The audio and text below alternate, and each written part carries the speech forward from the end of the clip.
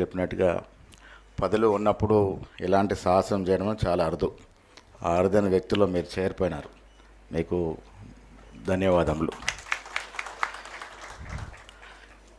బీసీల విషయానికి వచ్చినప్పుడు చాలా లోతుగా అధ్యయాలు జరిగినటువంటి సందర్భం. 1953లో కాకా కలేకర్ కమిషన్ మొదలుకొని 79లో మండల్ కమిషన్, తర్వాత రోహిణి కమిషన్ చాలా అధ్యయనాలు చేశాయి. చాలా వాస్తవాలకు బయటకు తీసుకొచ్చినాయి. కొంతవరకు విజయం కూడా సాధించగలిగినాం ఈ కమిషన్ల వల్ల. రోజులు మారాయి. గతంలో మిత్రులు చెప్పినట్టుగా మనందరినీ కూడా ఓటు సాధనాలుగా మనతో ఓటు వేయించుకొని ఏదో ఒక రకంగా ప్రలోభ పెట్టి ఓట్లు వేయించుకొని వాళ్ళు రాజ్యాధికారికినటువంటి సందర్భాలు. ఇప్పుడు బీసీలు ఎన్లైటన్ అవుతూ ఉన్నారు, చదువుకుంటూ ఉన్నారు, తెలివి వచ్చింది. మా వాటా ఏది, మాకు మా వాటా కావాలని అడిగే స్థాయికి చేరినారు. దానికి మనందరం కూడా సంతోషించాల్సిన అవసరం ఉన్నది. ఈ 2-3 సంవత్సరాల్లో చాలా కీలక మార్పులు జరిగినాయి. ముఖ్యంగా రాహుల్ గాంధీ గారు ఇలా లీడర్ ఆఫ్ ఆపోజిషన్ ఈ బీసీ నినాదాన్ని భుజాన్ని వేసుకొని చేతబూని వాడలా తిరుగుతూ గత 5-6 సంవత్సరాలుగా ఎనలేని ప్రచారం తీసుకొచ్చినటువంటి మాట వాస్తవం. ఆయన భారత్ జోడో యాత్ర సందర్భంగా భౌగోళికంగానే వారి పాదయాత్ర చేయడమే కాకుండా ఈ దేశాన్ని సమూలంగా చదవగలిగినారు. చాలా చోట్ల వారికి వచ్చిన వినతులు, విజ్ఞాపనాలు, వారు చదివినటువంటి, వారు అర్థం చేసుకున్నటువంటి సమాజం, ఇవన్నిట్లోంచి పుట్టిందే కుల సర్వే. వారు ఆనాడు ఒక నినాదం ఇచ్చినారు, జిస్కి జతని ఆబాదీ ఉనికి ఉత్ని భాగేదారి.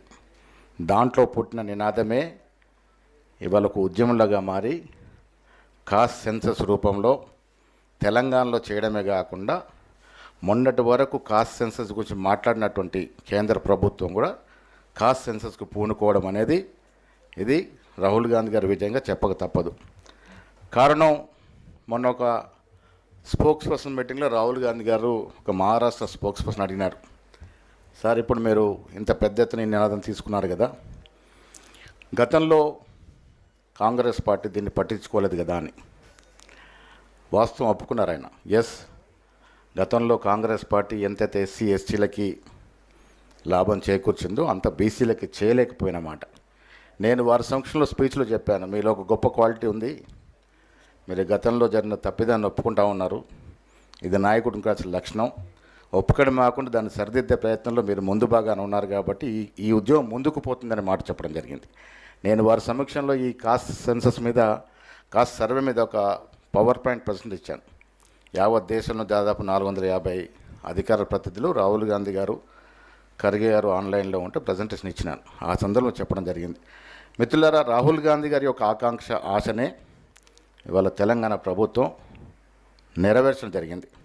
మేము ఎన్నికలకు ముందు ఈ కాస్ట్ సర్వే చేయాల్సి వస్తుంది, మనం ఇంత ఉంటామని తెలియదు, కానీ కామారెడ్డి డిక్లరేషన్ పేరిట నేనే ఆ డిక్లరేషన్ ప్రవేశపెట్టినాను. కామారెడ్డిలో 42% మేము అధికారంలోకి వస్తే ఇచ్చి తీరుతామనే మాట నిలుపుకట్టుకున్న బాగానే 42% రిజర్వేషన్ ఇవ్వడమే కాకుండా మా మిత్రుడు శ్రీనివాస్ గౌడ్ వచ్చి, మీరు ఓన్లీ లోకల్ బాడీస్లో పెడితే సరిపోదన్న, విద్య ఉపాధిలో పెట్టాలన్నప్పుడు కూడా మంత్రివర్గ ఉపసంఘాన్ని ఒప్పించి మెప్పించి రాహుల్ గాంధీ గారి ఆశయాన్ని ముందుకు తీసుకెళ్ళిన ఉద్దేశంతో రేవంత్ రెడ్డి గారు నేను కలిసి 2 బిల్లు రూపంలో అసెంబ్లీలో చట్టం తీసుకొచ్చాం.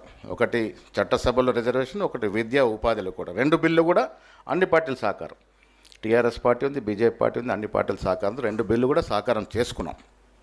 అదే కాకుండా కుల సర్వే కూడా రాహుల్ గాంధీ గారి ఆశయాన్ని తూచా తప్పకుండా ఈ రాష్ట్రంలో జరిపిన ఘనత అగ్రవర్ణాలకు చెందినట్టు రేవంత్ రెడ్డి గారికి దక్కుతుంది.